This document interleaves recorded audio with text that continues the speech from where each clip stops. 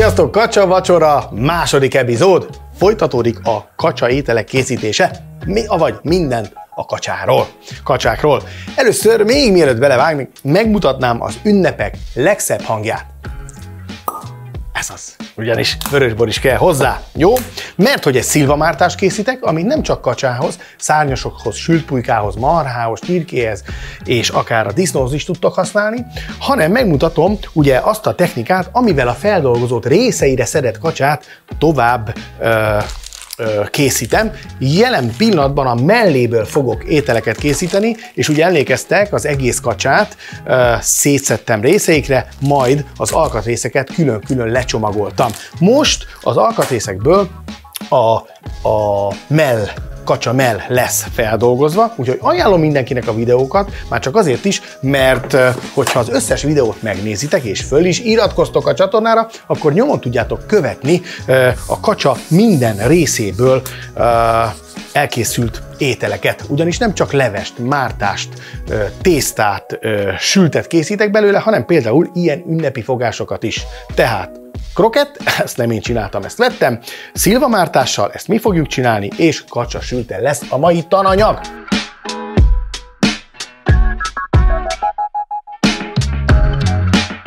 Akkor először is jöjjön a kacsa melle. Mit is kell vele csinálnunk? Ugye a kacsa melle bőrös oldala, kacsa melle bőr nélküli oldala. Ahhoz, hogy porhanyósá tudjuk sütni, többfajta verzió van, vagy többfajta megoldás. Az egyik, hogyha mondjuk gyorsan akarunk finom sültet, akkor csináljunk, vagy készítsünk kacsa sztéket. A kacsa sztéket úgy kell elkészíteni, hogy az egész filét először félbevágjuk. Így. Miután félbe van vágva, a feleket úgy vágjuk félbe, hogy bevágom a mellet, de viszont a bőrt már nem vágom át. Ha így teszünk, akkor kinyílik a kacsa, és megkapjuk a kacsa sztéket. Nem széket, kacsa sztéket. Jó? Ez nagyon fontos. Mutatom még egyszer, hogy Rodolfo is tette, a kezemet figyeljék, nem csalok, tehát egy nagy meccés, bőrt nem vágjuk át, és készen van a kacsa szték. Oké. Mi van ezekkel a nagyobb darabokkal? Én ezt rajta hagyom, ugyanis a bőr fogja össze az egész húst. Oké. Mit lehet még vele tenni? Ezt a kis vékony és nagyon gyorsan puhuló részt érdemes félretenni, ezt külön készítem el, és mutatom meg, hogy mit kell vele csinálni. A másik, hogy így egybe hagyjátok, és csak beírdaljátok, ilyenkor viszont csak a bőrt vágjátok be, vagy vagdossátok be, átlós és kereszt irányba, és így készítitek el. Itt akkor az ilyen csüngő részeket le kell vágni, le kell szabdalni. Így, és így lesz ez a kacsaszték előkészítve. A kacsasztéket akkor érdemes készíteni, hogyha a feltálalásig, azaz a fogyasztásig több időnk van. Ugyanis ezt úgy kell elkészíteni, hogy egyben megsütjük, és nagyon sokat pihentetjük. Akkor lesz finom és omlós. A sztékeket viszont frissen süthetjük, és azonnal fogyasztani kell. Ez a különbség. Jó, mind a kettőre mutatom tehát a példát. Először is forrósítsunk föl egy serpenyőt, hogy melegedjen, közben elkészítjük a fűszerezését a kacsának. Ehhez kell egy mozsár, amiben teszünk egy rész sót, egy rész füstölt borsot, ez így ugye egészben van, és nagyon finom füstös ízt ad a kacsának, ez jól áll neki, olyan, mintha grillen készítettük volna el. És egy kis vadag fűszerkeverékét, ebbe ugye rozmarin, kakufű kis zsája, körülbelül egy mokkás kanál, teás kanálnyi mennyiségre van szükségünk. Utána ezt fogjuk, és az egészet összeöröljük, megtörjük, és ezzel fogjuk ízesíteni, ezzel az ízesítővel. Nagyon kellemes illatok szabadulnak ilyenkor fel, amikor a füstölt bors összepréselődik a vadakkal, a vadfűszerekkel. Ezt egyébként csirkére szoktam használni. Babám. Na most ilyenkor fogjuk, és a hús felüli oldalát szép egyenletesen, ám bár jó bőven megszórjuk. Így. Ez azért kell, mert az első művelet ugye a pirítás, és mivel a forró serpenyőben ezek a fűszerek, aromák is lepirulnak a zsíradékon, nagyobb finom lesz majd a mártás alapunk. Ugyanis említettem nektek a szilva mártást, hát az így készítve, világbajnok, és oda is kell ez a füstös íz. Na most a séfek maguknak ezeket a kis fecniket félre szokták rakni, és ételkészítés közben megeszik. Tisztelet a kivételnek, én meg fogom enni. Illetve hát a háziasszonyok is ilyenek.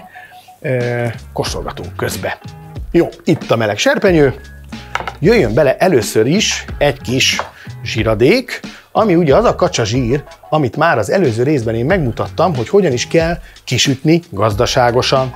Ilyen például a leves, ami a kacsaleves, amit most mi alapléként fogunk használni, úgyhogy aki ezt nem nézte meg, az menjen vissza egy videóval korábbra, és tekintse meg, hogy hogyan is kell szétkapni egy kacsát, és elkészíteni ezt a levet.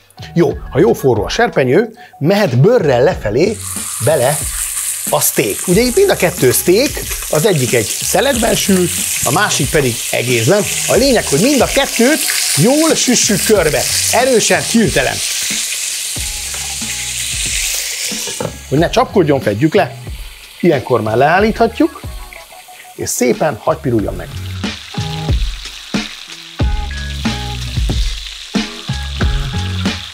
Miután körbesült, látjátok mindkét oldaláról, akkor kitesszük egy rácsra, méghozzá bőrrel lefelé. Így. Így teszünk a többi sültel is, tehát a szelet steakkel és az egyben készített steakkel is. A lényeg, hogy innentől kezdve egy picit pihenjen a hús, mert akkor megnyugszik, és benne a mindenféle húsnedv megnyugszik, és nem fog majd kifolyni a vágáskor annyira, mint hogyha hirtelen most fölvágnánk. Tehát ezáltal puhítjuk a húst. Viszont ahhoz, hogy puha legyen a húsunk, be kell raknunk még 70 fokra a sütőbe. Tehát úgy járunk el, hogy a szeletben készítettet csak tányéron pihentetjük, viszont a nagyobb sztékeket, akár lehet belőle 5-6 is, hogyha egy nagy partira készülünk, tegyük be 70 fokra. Méghozzá úgy, hogy legyen mibe lecsöpögnie magának a szaftnak, tehát alulra is tegyünk egy tálcát. Állítsuk be a hőmérsékletet hagyományos funkcióra, tehát alsó-felső sütésre, és állítsuk be 70 fokra. Ezen a 70 fokon kell, hogy el legyen legalább egy 30-40 percet. Viszont így időnk van arra, hogy foglalkozzunk a mártással és a körettel. Jön akkor a mártás. A mártásnál jön el a mi időnk, amikor is a készítő séfek befalják a legfinomabb falatokat. Ezt csak így a langyos zsírban meg kell hempergetni, és már is ehetjük a finom csemegét. Ide kicsit félrehúzom. És közben mondom, hogy mi kell a mártáshoz. A mártáshoz kell 2 nagy evőkanál barna cukor, amit beleszórunk a zsírba. Kell 2 nagy, illetve 3 evőkanál búza finomliszt, amit szintén beleszórunk a zsírba. Ezt követően oda készítjük ugye ezzel a füstölt sós keverékkel, ebből is teszünk rá hát egy jó teáskanálnyi mennyiséget. Így.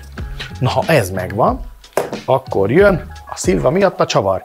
Egy kis mézes kalács fűszerkeverék, ebből is egy kis mokkáskanálnyi mennyiséget. Így. Na, ha ez megvan, akkor elő van készítve a terep. Jó, még egy kis sót azért teszünk rá, mert ez a mártás miatt kell. Így. Közben elkészült a mi kis csemegénk. Íme, itt van. Ennyi idő elég is volt, mindjárt mutatom. Ide félretesszük, és kicsit várunk, és már hami-hami. Lényeg, hogy íme itt a liszt, a zsírban, illetve a többi hozzávaló. Most fölveszünk nagy energiára, és szépen elpítettünk mindent egyszerre. Tehát voltaképpen ez egy ilyen cukros barna már rántás, mert hogy végig is ez egy rántás, és ezt fogjuk fölönteni a kacsalével. Jó? Viszont még mielőtt ezt megtennénk, jól lepirítjuk a lisztet, és természetesen elsőként a szilvát a vörös borral zúdítjuk rá. A legvége lesz majd csak a kacsalé. Ebben megfőzzük, megpároljuk és leturmixoljuk.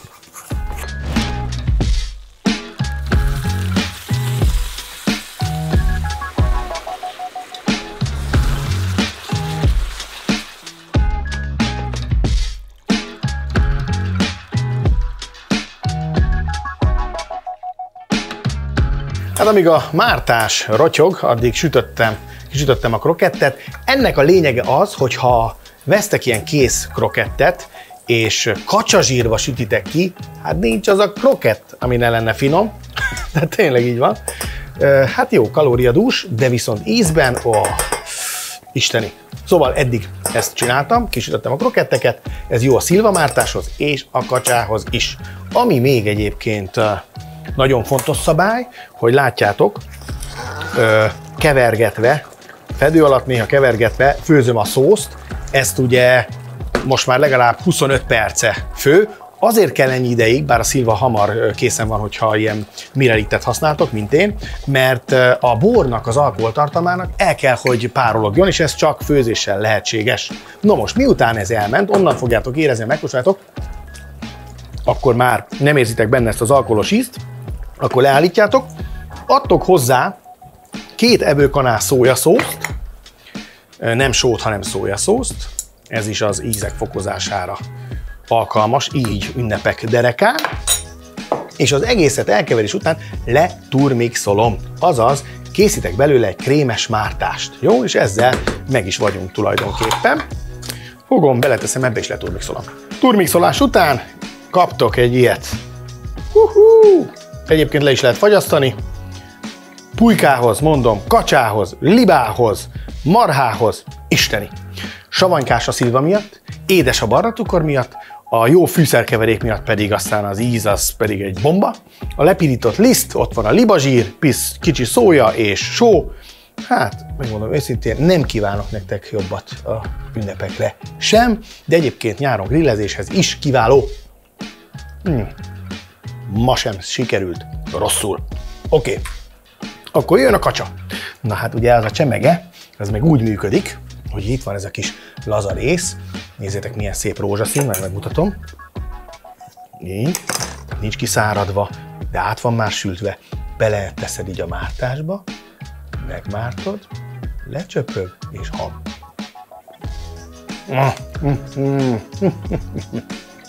Isteni, gyerekek.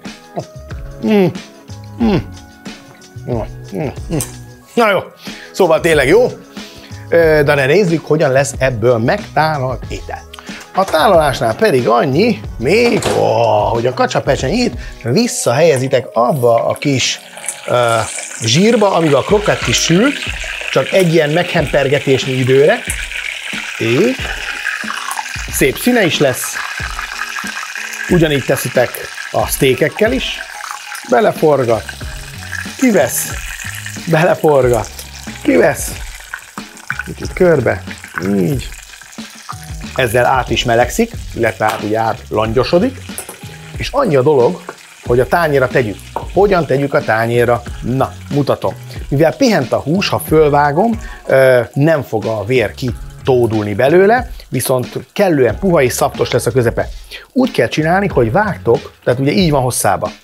Vágtok egy kis részt innen le, ezt majd megeszitek. Vágtok a másik részéről is egy kicsit ide le, ezt is megeszitek. Utána középen ketté vágjátok, és akkor így alakul ki a steak. Az egyiket érdemes fölfele, a másikat lefele állítani. Na most jön az, hogy ugye ez bár látszólag úgy néz ki, minthogyha nyers lenne, de nem nyers, mert ugye ez a 70 fok már elbánt a hússal. Viszont ilyenkor a kacsa nagyon szaftos, de nincs már benne ugye olyan, amilyen véresnek tűnne, ugyanis az eleve a szaftja.